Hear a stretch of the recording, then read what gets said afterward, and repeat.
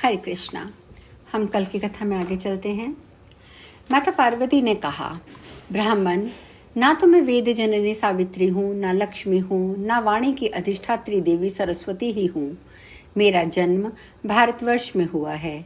मैं इस समय गिरिराज हिमवान की पुत्री हूँ। इससे पहले मेरा जन्म प्रजापति दक्ष के घर हुआ था। उस समय मैं शंकर पत्नी सती के नाम से प्रसिद्ध थी। एक बार पिता ने निंदा की थी, इसीलिए मैंने योग के द्वारा अपने शरीर को त्याग दिया था। इस जन्म में भी पुण्य के प्रभाव से भगवान शंकर मुझे मिल गए थे, परंतु दुर्भाग्यवश वे मुझे छोड़कर और कामदेव को भस्म करके चले गए। शंकर जी के चले जाने पर मैं मानसिक संताप और लज्जा से विवश हो पिता के घर से तपस्या के लिए निकल पड़ी। अब मेरा मन इस गंगा जी के तट पर ही रहता है और यहीं लगता है। दीर्घ काल तक कठोर तप करके भी मैं अपने प्राण वल्लभ को ना पा सकी, इसीलिए अग्नि में प्रवेश करने जा रही थी, किंतु तुम्हें देखकर क्षण भर के लिए रुक गई। अब तुम जाओ, मैं प्रलयाग्नि की शिखा के समान प्रज्वलित अग्नि में प्रवेश करूंगी। ब्राह्मण, महादेव जी की प्राप्ति का संकल्प मन में लेकर शरीर का त्याग करूंगी और जहां जहां भी जन्म लूंगी परमेश्वर शिव को ही अपने पति के रूप में प्राप्त करूंगी। प्रत्येक जन्म में भगवान शिव ही मेरे प्राणों से भी बढ़कर प्रियतम पति होंगे। सब स्त्रियां अपने प्रियतम को पाने के लिए मनोवांछित जन्म ग्रहण करती हैं। उन सब का वह जन्म अपने अभीष्ट पति की उपलब्धि के लिए ही होता है, ऐसा श्रुति में सुना गया है। पूर्व जन्म का जो पति है वही स्त्रियों के प्रत्येक जन्म में पति होता है। जो स्त्री जिनकी पत्नी नियत है वही उन्हें प्रत्येक जन्म में प्राप्त होती है।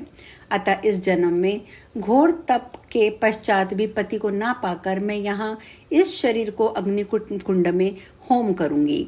मेरा ये कार्य पति की कामना को लेकर होगा, इसीलिए परलोक में मैं अवश्य उन्हें प्राप्त कर लूंगी। यूं कहकर पार्वती महाब्राह्मण के बार बार मना करने पर भी उसके सामने ही अग्निकुंड में समा गई। परमेश्वरी राधे पार्वती के अग्नि प्रवेश करते ही उसकी तपस्या के प्रभाव से वह अग्नि तत्काल चंदन के समान शीतल हो गई। वृंदावन विनोदिनी एक क्षण अग्निकुंड में रहकर जब शिवा ऊपर आने लगी, तब शिव ने पुनः सहसा उनसे पूछा। महादेव जी बोले, भद्रे, तुम्हारी तपस्या क्या है, सफल है या असफल? यह कुछ भी मेरी समझ में नहीं आया। जिस तप के प्रभाव से अग्नि ने तुम्हारा शरीर नहीं जलाया, उसी से तुम्हारी मनोवांछित कामना भी पूर्ण नहीं हुई। ये बहुत आश्चर्य की बात है। तुम कल्याण स्वरूप शिव को पति बनाना चाहती हो, परंतु वे तो निराकार हैं। निराकार को पति बनाकर तुम्हारा कौन सा मनोरथ सिद्ध होगा?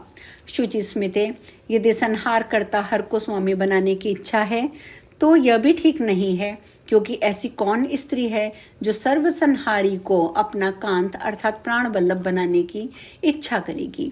देवी, यदि उन्हें अपना स्वामी बनाकर तुम मोक्ष लेना चाहती हो तो उसके लिए तुम्हारी तपस्या व्यर्थ है, क्योंकि सबको मुक्ति प्रदान करने वाली तो तुम स्वयं ही हो।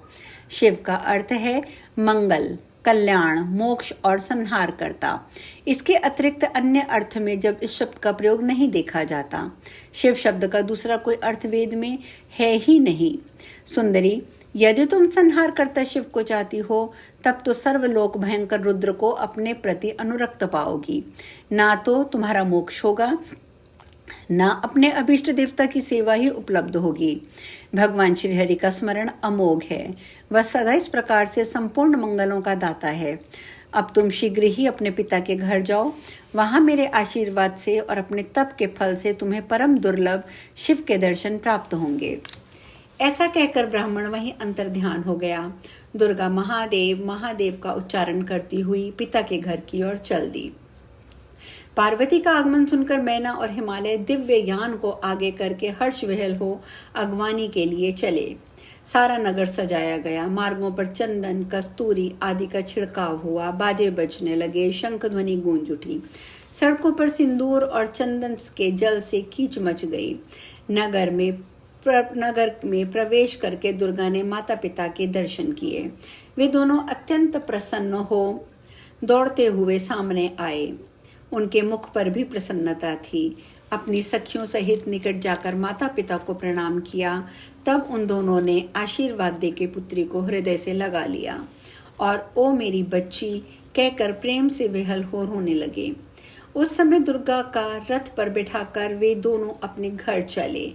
स्त्रियों में निर्मच्न किया और ब्राह्मणों ने आशीर्वाद दिया। पर्वतराज ने ब्राह्मणों और बंदीजनों को धन दिया, उनसे वेद पाठ और मंगल पाठ करवाए। इस प्रकार वे दोनों अपनी पुत्री के साथ सुख से घर में रहने लगे। शिवा के आ जाने से उनके मन में बड़ा हर्ष था। एक दिन हिमवान तप करने के लिए गंगा जी के तट पर गए। मैना अपनी पुत्री के साथ प्रसन्नता पूर्वक घर के आंगन में बैठी थी। इसी समय एक नाचने गाने वाले भिक्षुक सहसा मैना के पास आए। उनके बाएं हाथ में सींग का बाजा था और दाएं हाथ में डमरू। बहुत ही वृद्ध और जरा से अत्यंत जर्जर हो चुका शरीर। उसने सारे शरीर पे विभूति लगा रखी थी। पीठ पर गुदड़ी लिए और लाल वस्त्र पहने वह भिक्षुक बड़ा मनोहर जान पड़ता था। उसका कंठ बड़ा ही मधुर था। वह मनोहर नृत्य करते हुए मेरे गुणों का गान करने लगा। कभी श्रृंग बजाता, कभी डमरू। उसके बाजे की आवाज़ सुनकर बहुत से नागरिक हर्ष विहल हो वहां आए। दर्शकों में बालक, बालिका, वृद्ध, युवक, युवतियां, वृद्धाएं सभी शामिल थे। मधुर तान और स्वर से युक्त उस सुंदर गीत को सुनकर सहसा सब लोग मोहित एवं मूर्छित हो गए। दुर्गा को भी मूर्छा आ गई। उसने अपने हृदय में भगवान शंकर को देखा। वे त्रिशूल, पट्टिश और व्याघ्र चर्म धारण किए संपूर्ण अंगों से में विभूति से विभूषित थे। बड़ा ही रम्य रूप था। गले में अत्यंत निर्मल अस्थियों की माला शोभा पा रही थी। प्रसन्न मुख, मंद हास्य की छटा छा रही थी। उनकी आकृति से आंतरिक उल्लास सूचित होता था। 5 मुख और प्रत्येक मुख में 3-3 नेत्र शोभा पाते थे। हाथ में माला, कंधे पर नागों का यज्ञोपवीत और मस्तक पर चंद्राकार मुकुट बड़ी सुंदर झांकी थी। वे पार्वती जी से कह रहे थे कि वर मांगो। हृदय स्थित हर को देखकर पार्वती ने मन ही मन उन्हें प्रणाम किया और वर मांगा, आप हमारे पति हो जाइए।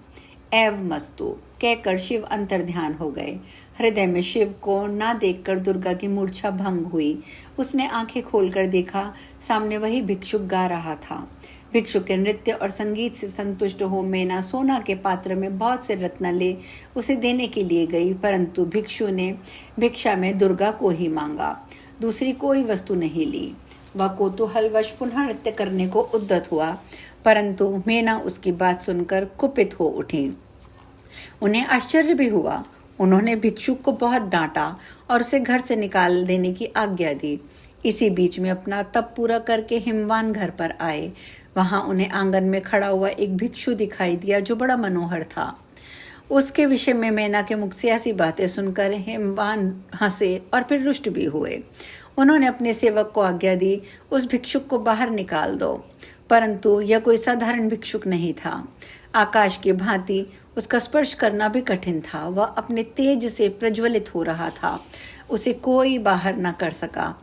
उसके निकट जाने की किसी में क्षमता नहीं थी।